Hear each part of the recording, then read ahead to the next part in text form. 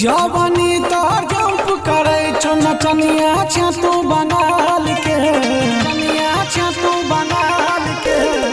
जवानी तो जंप करे छो नचनिया छतू बंगाल के नचयला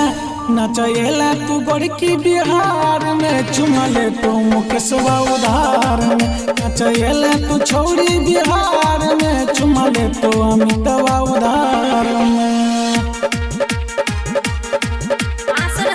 रिकॉर्डिंग स्टूडियो बिहार में चुमले तुम केशवा उधार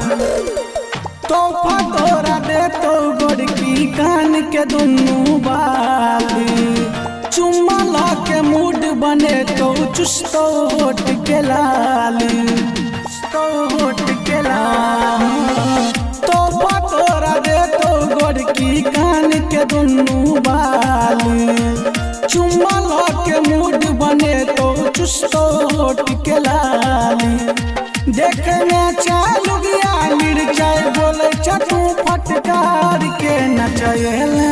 नचयला तू छोड़ी बिहार में चुमले तो रोहितवा उधार में नचयला तू छोड़ी बिहार में चुमले तो विकासवा उधार में